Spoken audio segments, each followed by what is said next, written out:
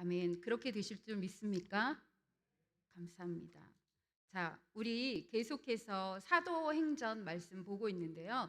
지금 이제 오늘은 사도행전 17장, 18장, 19장입니다. 그냥 쭉 읽으면 그다지 어려운 것이 없지만 우리가 신약을 읽을 때 참 어려운 것 중에 하나가 서신서들이 어떤 상황에서 발생하잖아요. 그러니까 우리는 지금 역사를 따라서 쭉 보고 있는데 그 역사서만 읽고 또 서신서를 따로 읽다 보니까 서신서 읽을 때 또 그 역사를 다 설명해야 되는 거예요. 그래서 오늘은 조금 그 어떨 때 이 서신서가 발생했는지, 왜냐하면 신약의 서신서가 13권이나 되는데 어떤 그 바탕이 되는 그런 배경을 모르면 참 이해하기가 쉽지는 않은 것 같습니다. 그래서 그것을 함께 보면서 우리가 나갈 건데 지난 시간에 우리가 어디까지 봤는지 1차 선교여행은 이미 다녀왔고 우리가 1차, 2차 하는 것이 바로 이 수리아 안디옥 교회, 여기 보이시죠? 수리아 도에 안디옥 교회에 바울과 실라가 이제 갔다가 선교지를 쭉 돌고 와가지고 다시 예루살렘을 들렀다가 수리아 안디옥에 와서 보고를 하면 그게 1차. 다시 또 떠나서 갔다 와서 거기서 보고를 하면 2차 이렇게 되는 거거든요. 우리가 1차는 이미 봤고 2차는 이제 싸웠잖아요. 싸우고 이제 바울이 실라를 데리고 이제 갑니다. 자, 다소에 들러서 이제 그 도보로 가는 거죠. 전에는 구브로로 1차 때는 구브로로 갔는데 루스드라에서 디모데를 픽업해요. 픽업해서 같이 이제 다닙니다. 이고니온, 비시디아, 안디옥. 그 다음에 바울이 생각했던 곳은 에베소였어요. 근데 성령께서 막으시잖아요. 그래서 에베소가 아닌가? 그러면 어디지? 무시아, 비두니아 쪽인가? 그랬는데 그것이 아니라 드로아에서 환상을 보잖아요. 드로아에 있는 사람의 환상을 보고 드로아로 갔다가 네아폴리로 가서 빌립보 자주장사 누구죠? 루디아가 말씀을 듣고 거기에 교회가 세워지고, 그렇죠? 거기서 복음을 전하고 이제 내려옵니다. 그것이 오늘 우리가 사도행전 17장에서 볼 거예요. 거기가 어디냐면 데살로니가. 그것을 우리가 함께 읽도록 하겠습니다. 17장 1절에서부터 19절까지 한 절씩 교독하면서 읽도록 할게요. 1절 제가 먼저 읽습니다. 그들이 암비볼리와 아볼로니아로 다녀가 데살로니가에 이르니 거기 유대인의 회당이 있는지라.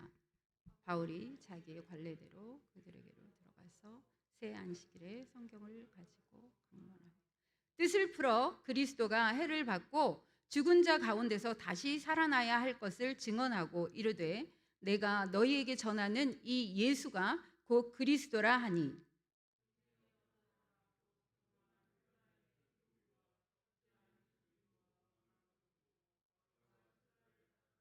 그러나 유대인들은 시기하여 저자의 어떤 불량한 사람들을 데리고 떼를 지어 성을 소동하게 하여 야손의 집에 침입하여 그들을 백성에게 끌어내려고 찾았으나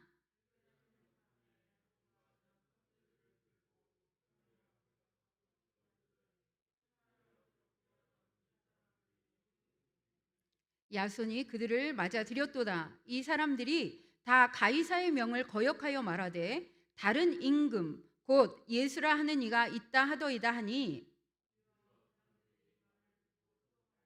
야손과 그 나머지 사람들에게 보석금을 받고 놓아 주니라.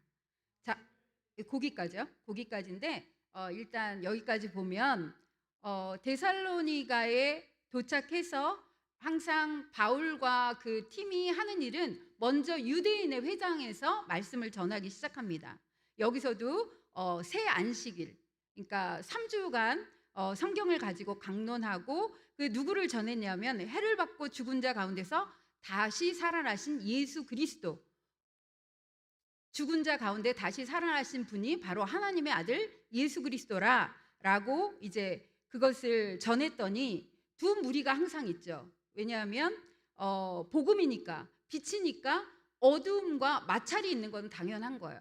그런데 이 어두움이 회개하고 이쪽으로 오느냐 아니면 계속해서 반대를 하느냐. 항상 그것이 일어나는데 경건한 헬라인의 큰 무리와 적지 않은 귀부인도 권한을 받고 권함 이렇게 이제 복음을 받고 그다음에 바울과 신라를 따르는데 유대인들이 시기를 하는 거죠. 저 사람들이 누군데 와서 저렇게 전하고 사람들이 저 사람들을 따라갈까 시기하여 불량한 사람들을 데리고 이제 소동을 일으킨 거죠. 여기서 얘기하는 야손은 영어로 제이슨 집에 침입한 거예요. 왜냐하면 그 사람들이 제이슨이 그 사람들을 받아들였다는 거예요. 받아들였고 그다음에 이 사람들은 천하를 어지럽혀 오던 사람들이다. 그러니까 미리 안 거죠. 왜냐하면 쭉 복음을 전하고 지도 좀 보여주세요. 지금 소아시아에 계속 복음을 전하고 왔고 그다음에 마게도냐는 유럽이거든요. 마게도냐 도에 지금 빌립보에서 다 복음을 전해서 어쩌면 소문이 조금씩 날려고 했을지도 몰라요. 하여튼간 조금 이렇게 빠른 사람들은 어떤 무리가 그런 것들을 전하고 다닌다라고 정도는 알고 있었을지 몰라요. 그래서 그 사람들을 갖다가 이제 잡으려고 했는데 마침 사도들은 거기 없었고 그 다음에 이제 야손이 있으니까 잡아다가 이 사람들이 가이사의 명을 거역한다. 황제의 명을 거역하고 다른 임금, 예수라는 임금을 전한다 해가지고 이제 소동하게 하는 거죠. 그리고 이 사람들이 없었는데 야손과 그 나머지 사람들에게 보석금을 받고 이제 놓아줬다고 하는데 많은 학자들이 이게 데살로니가에서 그 바울과 그 복음을 전하는 사람들이 아마 떠나는 조건으로 이렇게 했을 거다라고 얘기를 합니다. 그래서 이제 마게도니아에서 쫓겨난 거잖아요. 그래서 밤중에 어디로 갈까요? 그 아래 있는 이제 교회가 세워지고 3주 동안 해서 바울이 어디로 가냐면 베레아. 요단 동편 땅 베레아가 아니라 이건 베레아 유럽에 있는 베레아로 갑니다. 그런데 여기 실라하고 디모데가 위에 그냥 있죠. 데살로니가에. 이들을 남겨두고 갑니다. 왜냐하면 3주밖에 안 저기 했으니까 이들을 이제 이쪽에 그대로 놔두고 나중에 아덴까지 가는 거예요. 아직 아덴 나오면 안 되는데 나왔네요. 10절에서 우리 15절까지 이제 베레아에서 복음 전한 얘기를 또 읽어보도록 하겠습니다. 10절 제가 읽을게요. 밤에 형제들이 곧 바울과 신라를 베레아로 보내니 그들이 이르러 유대인의 회당에 들어가니라.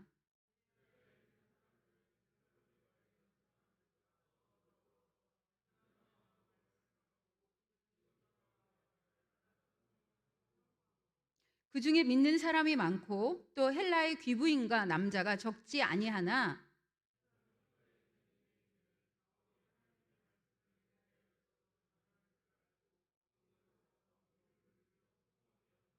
형제들이 곧 바울을 내보내어 바다까지 가게 하되 실라와 디모데는 아직 거기 머물더라. 그를 데리고 아덴까지 이르러 그에게서 실라와 디모데를 자기에게로 속히 오게 하라는 명령을 받고 떠나니라. 자, 이 베레아까지는 다 같이 가는 거예요. 다 같이 가는데 이제 베레아에서 아덴에 갈 때는 누구만 가냐면 바울만 가고 실라와 디모데는 그곳에 남겨진 거예요. 왜냐하면 복음을 전하고 나서 이렇게 다질 그 틈도 없이 그 17장 13절에 보시면 데살로니가에 있는 유대인들이 계속해서 따라 붙는 거예요. 따라 붙어가지고 베레아에서도 이 말씀을 전한다 해서 계속 그러니까 소동을 일으키는 거죠. 그래서 이곳에 남겨두고 그 바울만 아덴으로 지금 가는데 바울을 인도하는 사람들한테 아덴까지 와서 그가 실라와 디모데 보고 빨리 속히 오라고 이제 얘기를 하고 그들을 돌려보냅니다. 그러면 베레아 사람들은 어떤 사람들인가 보면 자 11절에 한번 보세요. 베레아에 있는 사람들은 데살로니가에 있는 사람들보다 더 너그러워서 이건 뭘까요? 뭐 돈을 잘 써서 너그러운지 뭐에서 너그러운지 모르잖아요. 번역에 보면 더 고상하다, 슬픔이 더 고상하다도 있고요. 그다음에 어떤 것을 받아들이는 데 있어서 열린 태도, 그러니까 열린 마음으로 복음을 받아들였다는 얘기예요. 그리고 간절한 마음으로 말씀을 받고 이것이 그러한가 하여 날마다 성경을 상고했다, 묵상했다. 너무너무 놀랍죠. 우리 동신교회 성도님들도 다 이런 베레아 성도님들처럼 날마다 성경을 묵상하고 이 너그럽게라는 게 열린 마음으로 항상 말씀을 받아들이는, 그리고 상고하는 그런 분들이 되었으면 좋겠습니다. 자, 이렇게 해서 이제 아덴까지 온 거예요. 아덴까지 와서 이제 기다리고 있는 거죠, 바울이. 왜냐하면 내려와서 뭘 해야 되니까. 근데 바울 성격상 그냥 집에서 쉬고 있었겠어요? 그 성격이 다 나옵니다. 16절에서 34절. 그러면 뭘 하고 있었는지 바울이 같이 읽도록 할게요. 16장 16절 제가 읽습니다. 바울이 아덴에서 그들을 기다리다가 그 성에 우상이 가득한 것을 보고 마음에 격분하여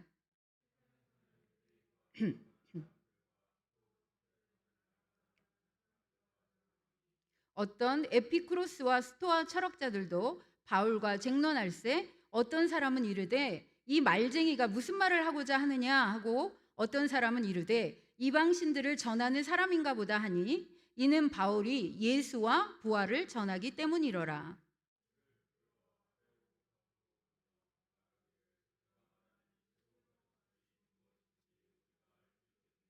내가 어떤 이상한 것을 우리 귀에 들려주니 그 무슨 뜻인지 알고자 하노라 하니.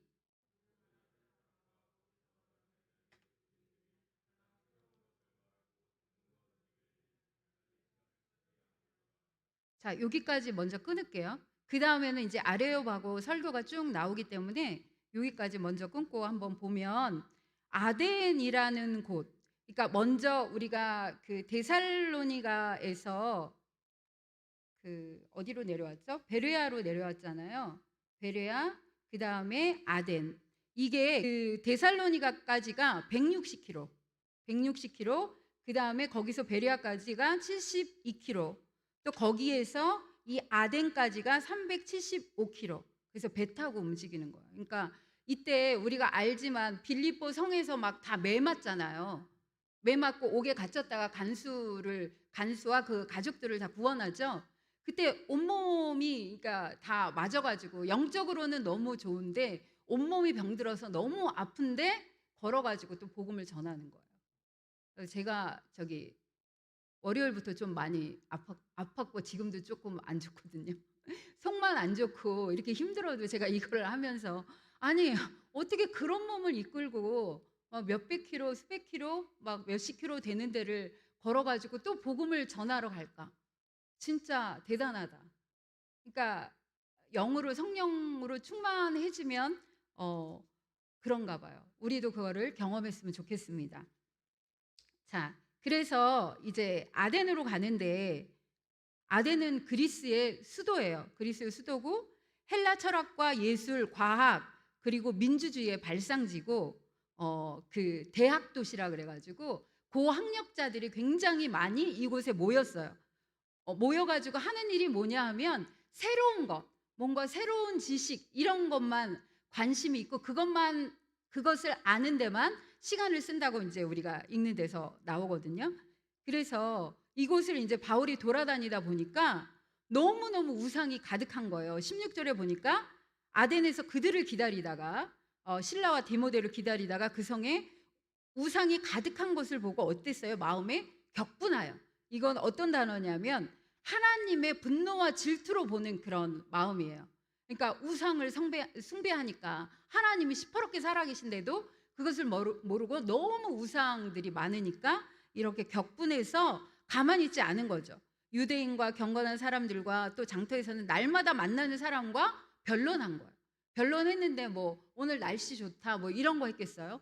자기가 아는 예수 그리스도를 전했겠죠.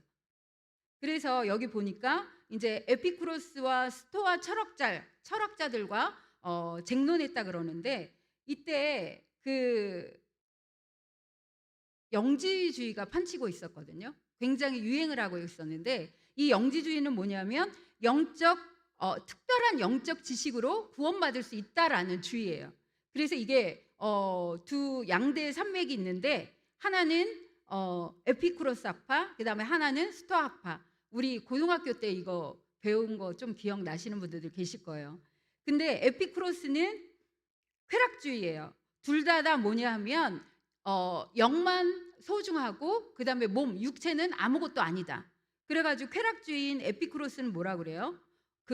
아무것도 아니니까 즐기자. 몸이 아무것도 아닌데 뭐 상관 있어? 이렇게 하는 거고. 그다음에 금욕주의는 아무것도 아닌 몸을 그냥 쾌락이나 이런 데 내버려 두지 않고 금욕하는 거예요. 그래가지고 이 쾌락주의 에피쿠로스 학파는 창조도 믿지 않고 내세가 있다는 것도 믿지 않고, 금욕주의 이 스토아 철학자들은 범신론을 믿어요. 그래서 마치 우리나라처럼 막 아궁이에도 귀신이 있고 막 달신 별신부터 시작해가지고 성황당의 그 나무까지 막 모든 것에 신이 있다. 그래서 이제 바울이 볼 때 분노했던 게 뭐냐면 이제 이런 것 때문이었고, 그 다음에 보니까 알지 못하는 신한테까지 이 사람들이 제사를 드리고 있는 거예요. 그러니까 이 바울이 붕괴한 게 당연했고, 이제 그가 아레오바고라는 공식 의결기관, 공적인 법정에 서가지고 이제 설교하는 부분이 나옵니다. 굉장히 유명한 설교고요. 왜냐하면 이방인, 유대인 말고 이방인을 대상으로 한 설교 본문이 다 남아있는 거예요.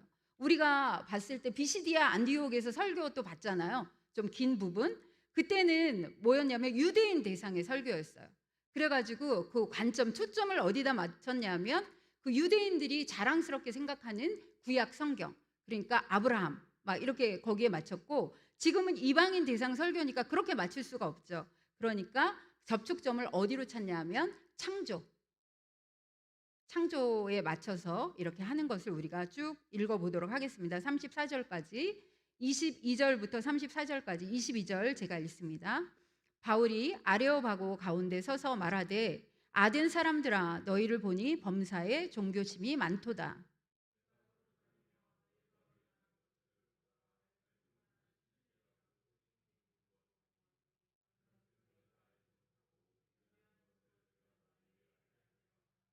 우주와 그 가운데 있는 만물을 지으신 하나님께서는 천지의 주재신이 손으로 지은 전에 계시지 아니하고,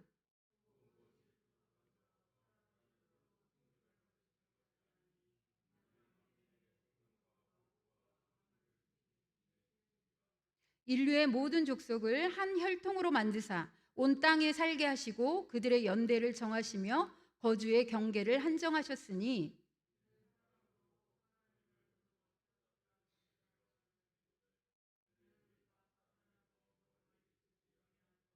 우리가 그를 힘입어 살며 기동하며 존재하느니라. 너희 시인 중 어떤 사람들의 말과 같이 우리가 그의 소생이라 하니,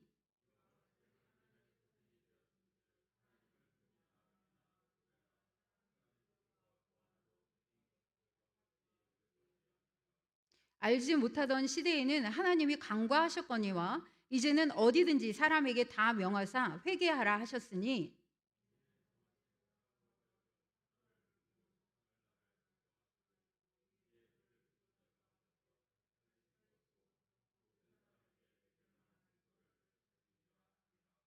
그들이 죽은 자의 부활을 듣고 어떤 사람은 조롱도 하고 어떤 사람은 이 일에 대하여 내 말을 다시 듣겠다 하니, 함께 읽겠습니다. 몇 사람이 그를 가까이 하여 믿으니 그 중에는 아레오바고 관리 디오누시오와 다마리라는 하는 여자와 또 다른 사람들도 있었더라. 아멘. 아레오바고 이 설교에 초점을 맞춘 게 뭐냐면 스토아 학파하고 아까 누구였죠?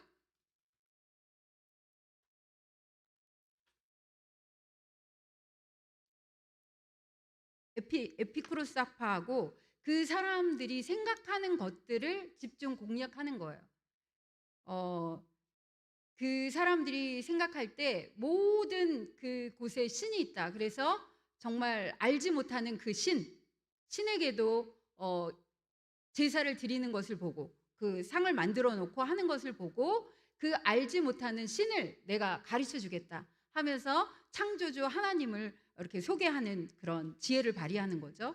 이렇게 해서 모든 역사를 주관하시는 하나님이고 멀리 떨어진 신이 아니다. 왜냐하면 그 사람들은 어떻게 얘기했냐면 그냥 이데아 속에 신이 존재하지 우리와 뭐 가까이서 뭘 하는 그런 신은 아니다. 아니면 우리를 만들어 놓고 그냥 내버려 둔다. 이렇게 생각했었거든요. 그러니까 그것이 아니라 우리와 함께 하신다. 함께 거하시고 함께 이렇게 살아주신다라는 것을 여기서 얘기해 주고 있는 거죠. 그런데 그 결과가 물론 다양한 반응이 있었어요. 32절에 보니까 조롱하는 거예요. 왜냐하면 이 사람들이 너무 받아들일 수 없었던 것은 몸을 갖다 육체를 갖다가 쓰잘데기 없는 거 아무것도 아니라고 생각했는데 그 몸에 부활이 있다니까 그걸 조롱하는 거예요. 받아들일 수가 없는 거예요. 그 쓰잘데기 없는 거 왜 부활해서 뭐하게? 뭐 이런 식으로 조롱하고 어떤 사람은 이게 뭐지? 너무 새로우니까 다시 듣겠다 하고 또 어떤 몇 사람은 또 믿고 그런데 문제는 뭐냐? 이곳에 교회가 세워지지 않아요. 굉장히 큰 수도잖아요.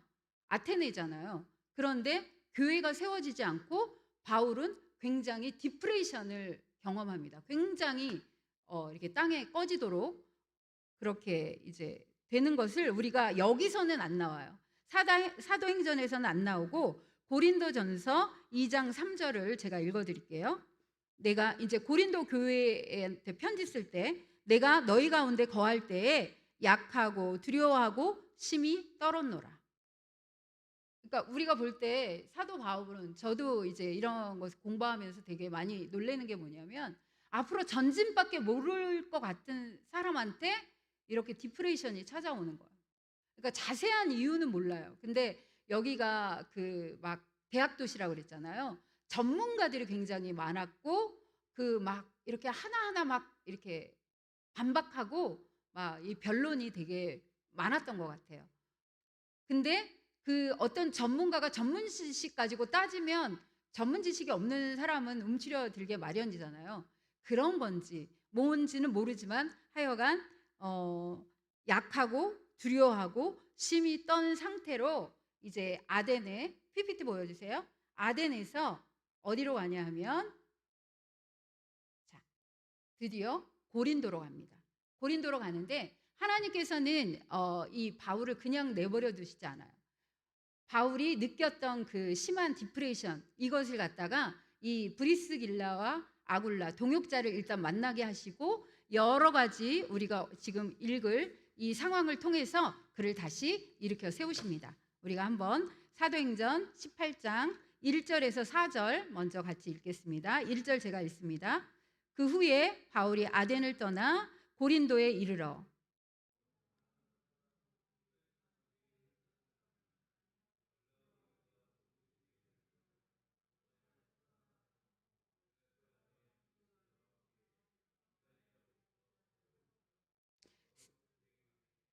생업이 같음으로 함께 살며 일을 하니 그 생업은 천막을 만드는 것이더라.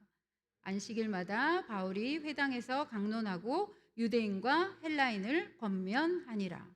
하나님이 먼저 생업이 같은 천막 만드는 일 같은 브리스길라와 아굴라를 동역자로 붙여주십니다. 근데 이 사람들이 끝까지 함께 동역하거든요. 나중에 로마로 갔을 때도 거기서도 나와요. 그래서 와 역시 디프레스된 바울을 그냥 네가 알아서 스스로 일어나라가 아니라 하나님이 함께 일하고 계심을 볼 수가 있습니다. 그 다음에 또 환상을 보여주시고 또 갈리오라는 아가야 총독을 통해서 어려움을 벗어나게 하십니다. 그 사실을 우리가 함께 읽어볼게요. 그보다 먼저 우리가 고린도는 또 항구 도시예요. 항구 도시니까 로마 스타일의 전형적인 대도시가 바로 이 고린도입니다. 그러니까 얼마나 이곳에서 복음을 전하고 하기가 또 힘들었을까 우리는 짐작하면서 5절부터 17절까지 함께 읽도록 하겠습니다. 5절 제가 읽습니다. 실라와 디모데가 마게도냐로부터 내려오매 바울이 하나님의 말씀에 붙잡혀 유대인들에게 예수는 그리스도라 밝히 증언하니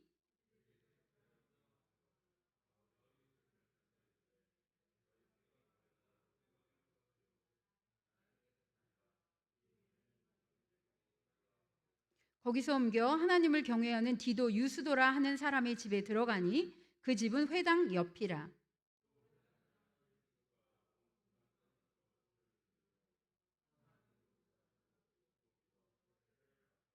밤에 주께서 환상 가운데 바울에게 말씀하시되 두려워하지 말며 침묵하지 말고 말하라.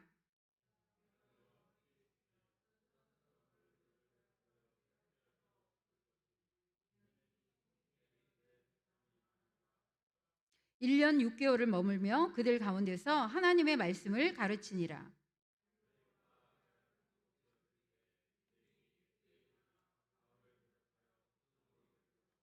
말하되 이 사람이 율법을 어기면서 하나님을 경외하라고 사람들을 권한다 하거늘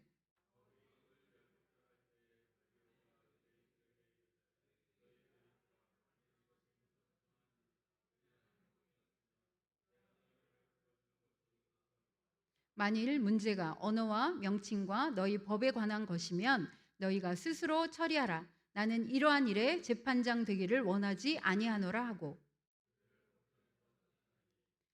모든 사람이 회당장 소스네대를 잡아 법정 앞에서 때리되 갈리오가 이 일을 상관하지 아니하니라. 여기까지요.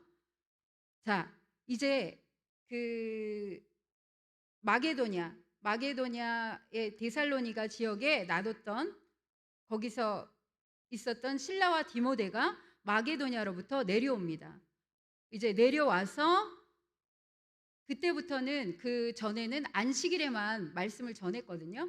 고린도에서. 그런데 그 다음부터는 이제 날마다 말씀을 전하기 시작합니다. 그리고 나서 여기서 우리가 이제 한 가지 주목해야 될 부분이 데살로니가 교인들이 3주 만에 이제 내려오게 돼서 디모데하고 실라를 거기다 그대로 남겨두고 왔던 거잖아요. 더 잘 돌보라고. 그리고 나서 이제 소식을 듣게 되는 거예요. 그런데 그들이 너무 잘하고 있는 거예요. 그리고 그러니까 바울이 편지를 써보내야 되겠다. 격려 차원에서 또 모르는 것도 알게 해줄 겸 해서 한 것이 나온 것이 데살로니가 전서와 데살로니가 후서입니다. 고린도 교회가 세워지고 디모데와 실라가 내려와서 기록된 것이 데살로니가 전서와 데살로니가 후서.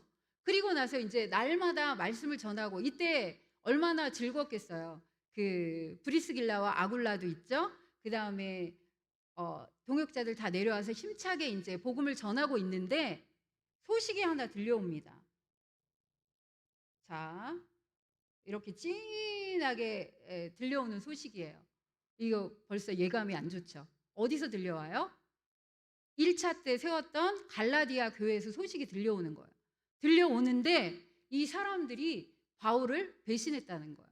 바울이 전한 복음을 버리고 다시 할례를 받아야만 이제 구원을 받을 수 있다는 그 유대인 거짓 교사들의 말에 꿰매 넘어가서 그렇게 했다는 거예요. 그러니까 바울이 아니 이거 너무 심한 거 아니냐. 왜냐하면 막 1년, 2년, 3년이 된 것이 아니라 금방 2차 선교 여행 때 수리아 안디옥에서 출발해가지고 갈라디아 교회를 거쳐가지고 쭉 온 거잖아요. 갈라디아 교회 거쳐가지고 이제 마게도냐의 빌립보, 데살로니가, 베레아, 아덴, 고린도로 왔는데 이 세에 너희가 마음이 바뀌었냐? 내가 전한 복음 외에는 다른 복음은 없다 하면서 아주 강력한 어조로 너희 할례가 그렇게 문제가 되냐? 그렇게 문제가 되는 사람은 아예 잘라버리라 라는 말까지 나올 정도로 이 갈라디아서가 굉장한 어조로 쓰여 있어요. 그래서 여기서 갈라디아서가 발생합니다. 어디에서요? 고린도에서 이걸 다 쓴 거예요. 고린도에서 얼마 머물렀다고요? 1년 6개월 동안 머물면서 그 일을 했는데 이제 떠날 때가 다가옵니다. 자, 우리 17절까지 읽었고요. 그 다음에 18절에서 22절을 함께 읽겠습니다. 자, 18절부터 22절, 18절 제가 읽습니다. 바울은 더 여러 날 머물다가 형제들과 작별하고 배 타고 수리아로 떠나갈새 브리스길라와 아굴라도 함께 하더라. 바울이 일찍이 서원이 있으므로 갱그레아에서 머리를 깎았더라.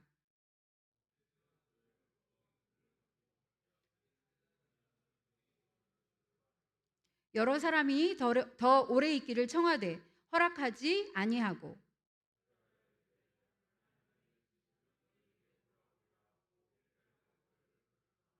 가이사랴에 상륙하여 올라가 교회의 안부를 물은 후에 안디옥으로 내려가서 여기까지가 2차 선교 여행의 끝이에요. 그냥 한 장으로 딱 끝나면 참 좋을 텐데 18장 22절까지가 지금 2차 선교 여행의 끝입니다. 자, 여기 보시면 자, PPT 보여주세요. 자, 보이십니까? 갱그레아에 내려가서 서원했던 일이 있었던 거예요. 그래서 서원하면 머리에 삭도를 대지 않잖아요. 포도주 마시지 않고 시체 가까이 하지 않고. 그런데 이제 그게 끝나서 서원이 끝나서 머리를 깎고 그 다음에 브리스길라와 아굴라를 데리고 어디로 가냐면 2차 선교 여행 때 먼저 가고 싶었던 에베소로 갑니다. 에베소로. 이게 사도 바울의 전략이죠. 자기가 공략할 곳에 이제 브리스길라와 아굴라를 남겨두는 거예요. 남겨두고 그곳에서 털을 닦게 하고 이 선교 여행이 마무리되려면 제가 어떻게 해야 된다고 그랬죠? 다시 파송한 교회에 와서 선교 보고를 해야지 2차 선교 여행이 마치는 거예요. 그래서 이제 바울은 로도에서 배 타고 가이사랴에서 예루살렘 들렀다가 수리아 안디옥까지 오는 것이 2차 선교 여행입니다. 그래서 22절에 보면 가이사랴에 상륙하여 올라가 교회의 안부를 물은 후에 안디옥으로 내려가서 수리아 도의 안디옥으로 내려가서 보고를 했다는 얘기예요. 자, 그리고 나서 그러면 23절부터는 뭘까요? 제 3차 선교 여행이 이제 시작됩니다. 자, 2차 선교 여행 끝과 고린도 사역을 마치고 수리아 안디옥으로 돌아가는 상황 다시 한번 복습해 보면요.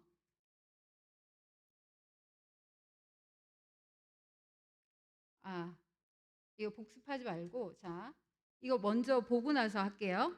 자, 이제 3차를 할 때 우리가 먼저 전략을 세우고 간다는 걸 알아야 돼요. 그러니까 그 전에도 뭐 어디 가야지라고 했지만 3차에서는 굉장히 자세하게 전략을 세우는데 첫 번째는 뭐냐면 못했던 에베소의 교회를 개척하는 거. 그게 1순위. 그 다음에는 뭐냐면 1, 2차 선교 여행 때 지금 교회로 세워졌던 그 개척한 교회들을 다시 돌면서 헌금을 받는 거예요. 왜냐하면 예루살렘 교회가 너무너무 어려워요. 그러면 예루살렘 교회가 원래 하나님의 그 정통 교회가 그 영적인 것을 나눠줬잖아요. 이방인들 교회에. 그러니까 예루살렘 그 중심 교회가 어려울 때 이방인 교회가 헌금을 모아서 그 예루살렘 교회를 다시 회복시키는 것이 진짜 중요한 일이고 마땅하다라고 생각했던 거예요. 누가? 사도 바울이. 그래서 여기에 목숨을 겁니다. 헌금 거두는데. 그리고 세 번째는 거둔 헌금을 각 지역의 대표들을 뽑아서 같이 만나서 예루살렘에 갖다 준다. 이것이 이제 목표예요. 그 다음에 로마로 가고 거기서 이제 스페인까지 가는 것이 이 목표고 방향 설정인 거예요.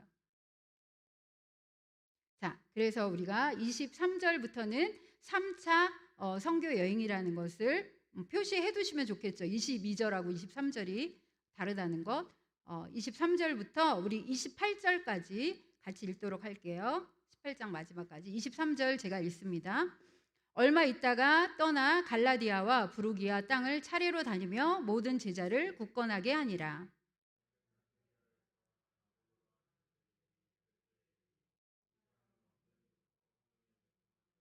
그가 일찍이 주의 도를 배워 열심으로 예수에 관한 것을 자세히 말하며 가르치나 요한의 세례만 알 따름이라.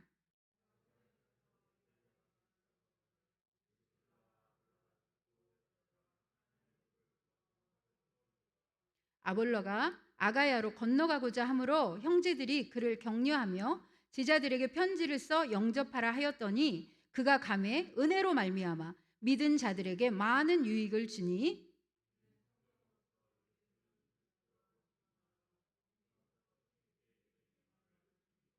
아멘. 자, 이제 그 아볼로라 하는 유대인이 에베소에는 아까 브리스길라와 아굴라를 떨어뜨려 놓고 알렉산드리아에 아볼로라는 유대인이 있는데 이 사람이 에베소로 온 거예요. 근데 그 오기 전에 바울은 어떻게 했어요?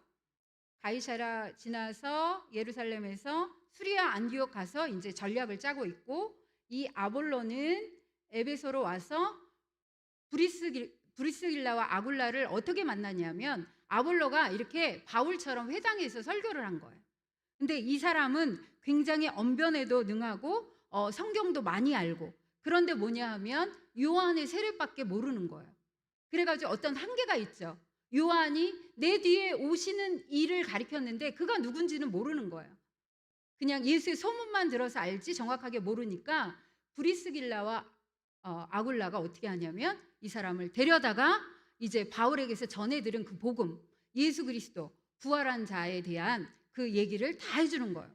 그랬더니 그거를 구약 성경을 똑똑 집어서 해주니까 완전 놀란 거죠. 아, 그러면은 예수가 왔고 이미 다 그 그리스도 구원자가 다 왔구나 하는 거를 느끼고 너무 기뻐하고 이제 같이 일하기 시작하는 거예요. 그때 브리스길라와 아굴라가 어떻게 권면을 하냐면, 아픈 손가락이잖아요. 고린도를 제대로 뭘 이렇게 세워놓고 오지 못했잖아요. 다 떠나왔으니까 그곳에 담임 목사님으로 가주시면 안 되냐 얘기했고, 이 아볼로가 흔쾌히 허락을 해서 그 편지를 써가지고 이제 줬더니 사람들을 많이 믿는 자들에게 많은 유익을 줬다. 왜냐하면 은혜를 끼친 거예요.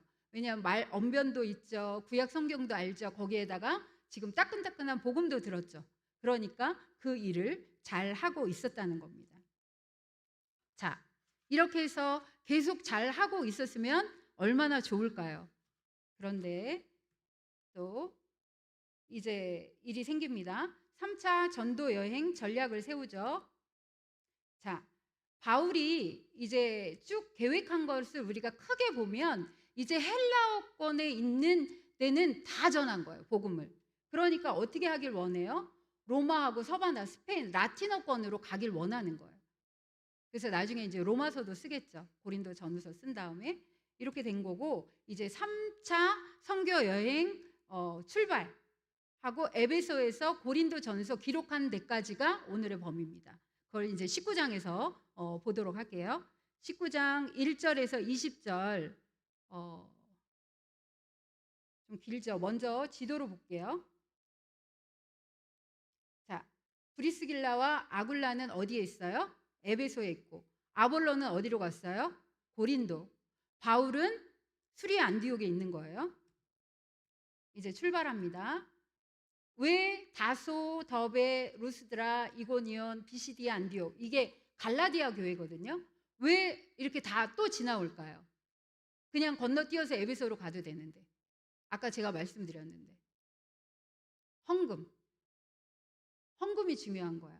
지금 예루살렘 교회가 어렵기 때문에 헌금을 거두려고 이제 헌금을 하고 있으라고 말하려고, 그 이제 점검도 하지만 그 계획 때문에 다 들러서 얘기를 하고 자기의 목적지였던 이제 에베소에 다다릅니다. 자, 그 내용을 우리가 읽어보도록 할게요. 1절부터 20절. 1절 제가 읽습니다. 아볼로가 고린도에 있을 때에 바울이 윗 지방으로 다녀 에베소에 와서 어떤 제자들을 만나.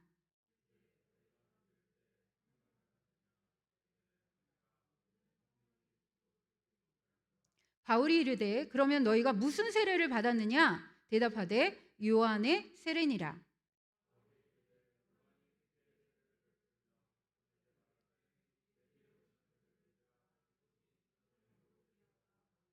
그들이 듣고 주 예수의 이름으로 세례를 받으니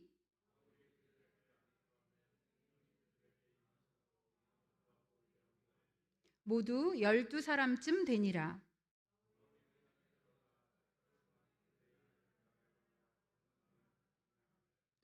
어떤 사람들은 마음이 굳어 순종하지 않고 무리 앞에서 이 돌을 비방하거늘 바울이 그들을 떠나 제자들을 따로 세우고 두란노 서원에서 날마다 강론하니라.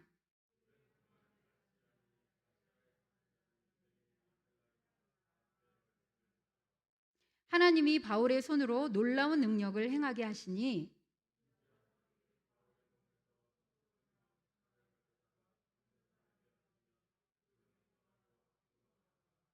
이에 돌아다니며 마술하는 어떤 유대인들이 시험 삼아 악기 들린 자들에게 주 예수의 이름을 불러 말하되 내가 바울이 전파하는 예수를 의지하여 너희에게 명하노라 하더라.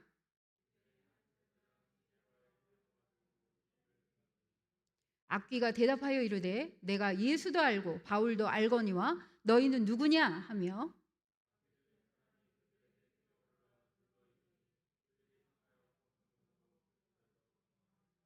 에베소에 사는 유대인과 헬라인들이 다 이 일을 알고 두려워하며 주 예수의 이름을 높이고 믿은 사람들 와서 자복하여 행한 일을 알리며 또 마술을 행하던 많은 사람이 그 책을 모아 가지고 와서 모든 사람 앞에서 불사르니 그 책값을 계산한즉 은 5만이나 되더라. 함께 읽습니다.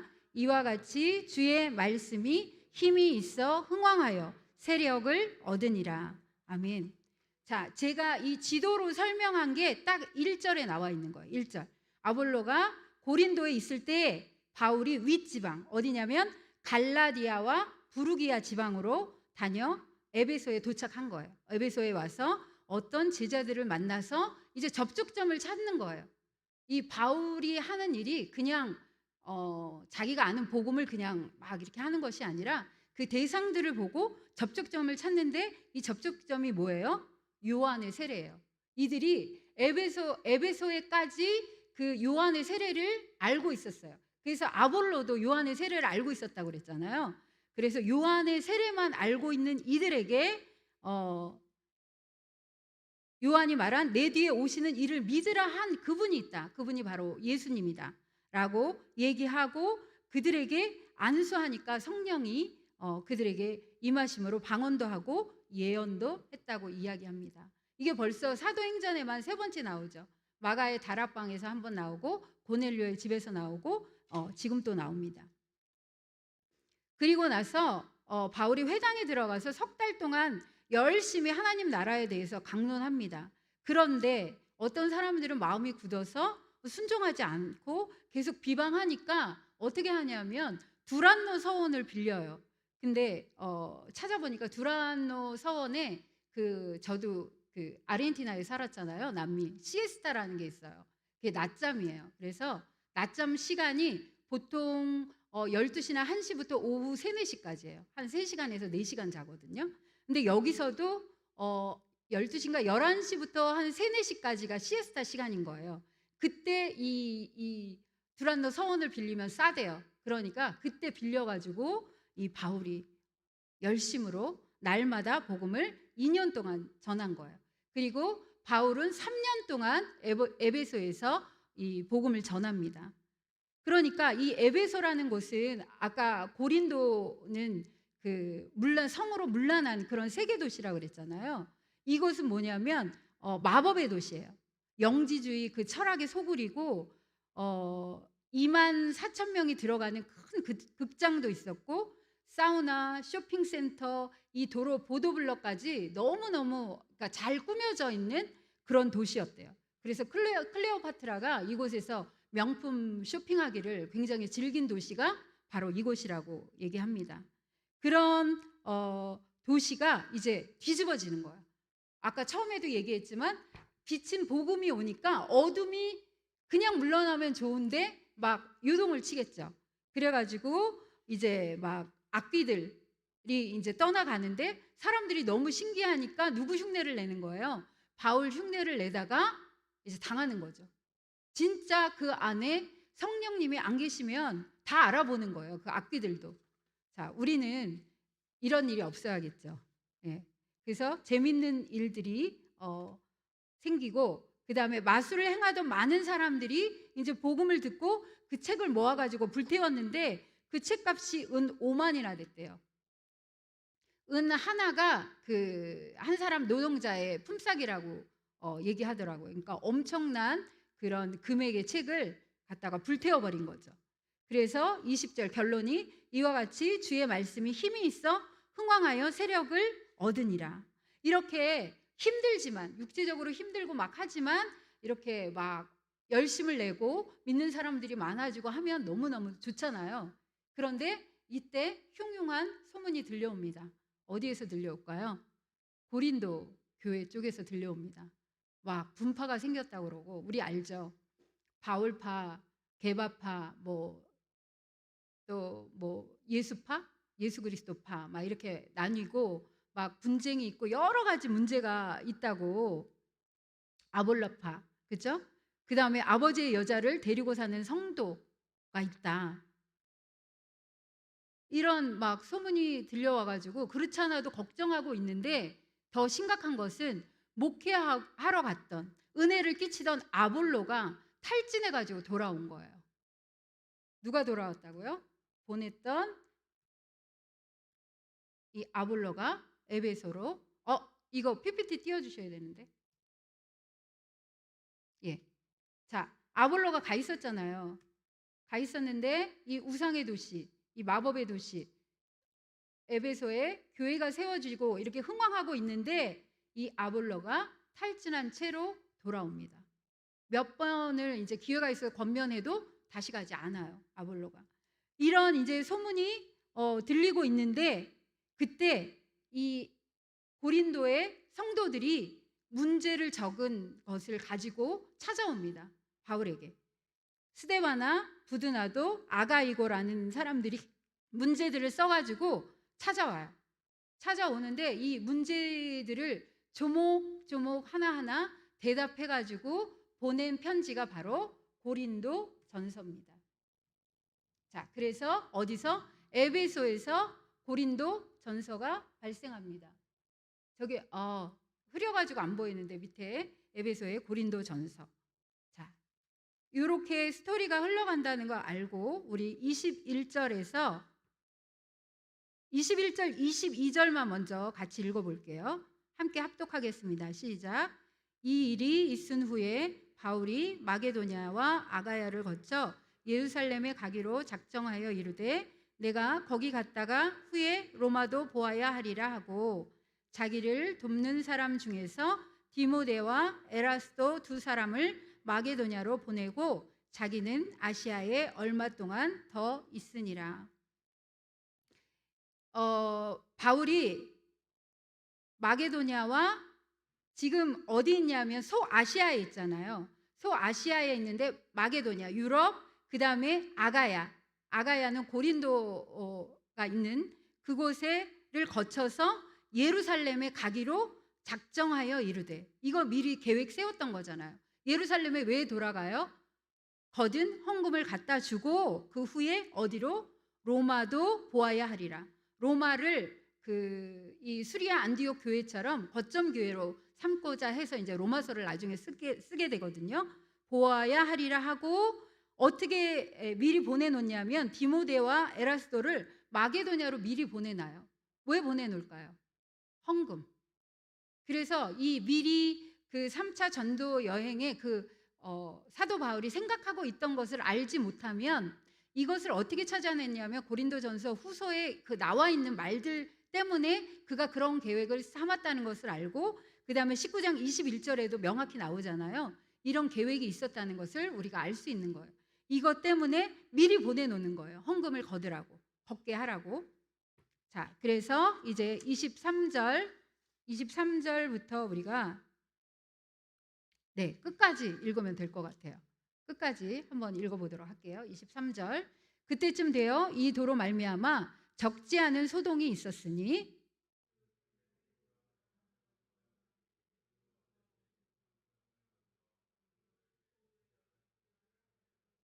그가 그 직공들과 그러한 영업하는 자들을 모아 이르되 여러분도 알거니와 우리의 풍족한 생활이 이 생업에 있는데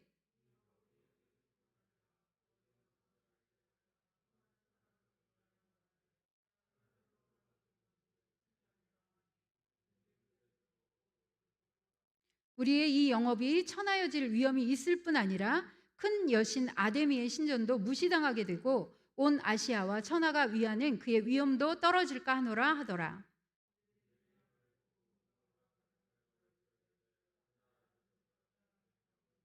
온 시내가 요란하여 바울과 같이 다니는 마게도냐 사람 가이오와 아리스다고를 붙들어 일제히 연극장으로 달려 들어가는지라. 또 아시아 관리 중에 바울의 친구된 어떤 이들이 그에게 통지하여 연극장에 들어가지 말라 권하더라.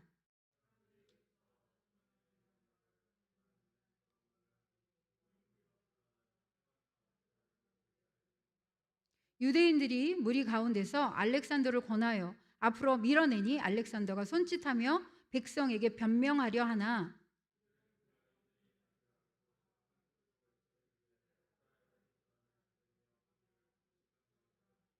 서기장이 무리를 진정시키고 이르되 에베소 사람들아 에베소시가 큰 아데미와 제우스에게서 내려온 우상의 신전지기가 된 줄을 누가 알지 못하겠느냐.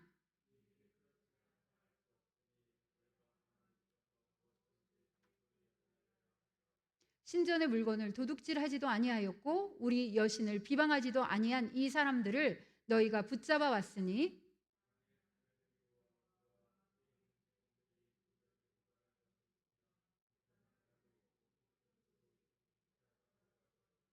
만일 그 외에 무엇을 원하면 정식으로 민회에서 결정할지라.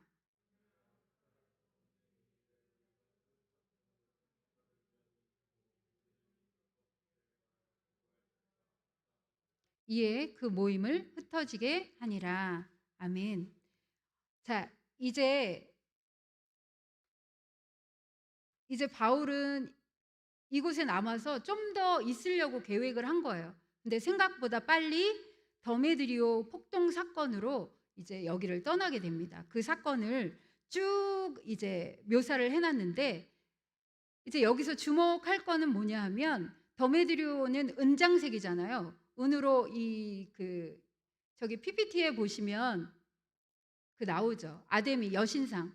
그것을 만들어서 굉장히 부를 누리는, 그러니까 만약에 공장을 운영하는 그런 사람이었던 것 같아요. 그러니까 그걸 만드는 사람들도 이제 돈을 많이 벌잖아요. 그러니까 같이 합쳐가지고 이제 그 소란을 떨기 시작했는데 나중에는 사람들이 왜 도대체 모여 있는지도 모르는 거예요.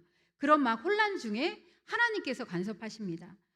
고린도에서 가이오를 들어가지고 가이오를 이용해가지고 바울을 위기에서 모면하게 하셨던 분이 서기장을 앞으로 전면에 내세워서 그 사람을 통해서 이 모든 문제가 해결되게 됩니다. 이 사람이 굉장히 논리적으로 맞게 말을 하거든요.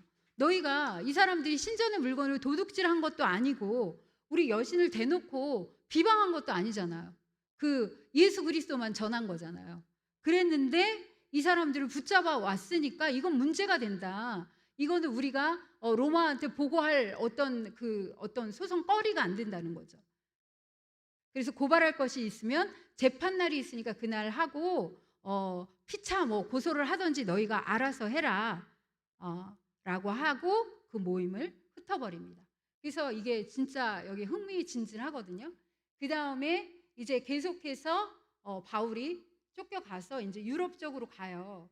근데 드로아에서 전도의 문이 활짝 열렸는데도 그가 마음에 조금 힘든 게 있어가지고 이 폭동 때문이 아니라 고린도 교회 문제가 해결되지 않아서 그래서 이제 편지를 보내놨거든요. 여기는 나오지 않는 눈물로 쓴 편지. 먼저 한 번은 갔다 왔는데 해결되지 못해서 다시 눈물로 구구절절하게. 왜냐하면 사도권에 대해서 사도 바울은 가짜다라고 하니까 이 사람 사도 바울이 진짜 너무하다 생각해서 갔다 왔는데도 해결을 못해요. 그래서 눈물로 쓴 편지를 보내고 기다리는데 그게 얼마나 이분을 조여왔는지 그 전도의 문이 열렸는데도 복음을 전하지 못하고 디도를 만나러 마게도냐로 넘어갑니다. 이런 절절한 사건들이 이제 앞으로 펼쳐질 거예요. 그 역사를 따라서 더군다나 이 힘찬 사도행전을 우리가 같이 읽으니까 이제 한 가지 반응은 '아 그래. 우리도 열심히 복음을 전해야지.' 날마다 때를 얻든지 못 얻든지 지금 바울이 그렇게 하는 거잖아요. 그 회당에서 사람들이 막 난리를 치면 두란노 서원에서 막 이런 식으로 '그래 우리도 그렇게 해야 돼. 여기서 지금 코로나로 뭐가 힘들면 다른 방법을 찾아야 돼.' 이렇게 하는 부류가 하나.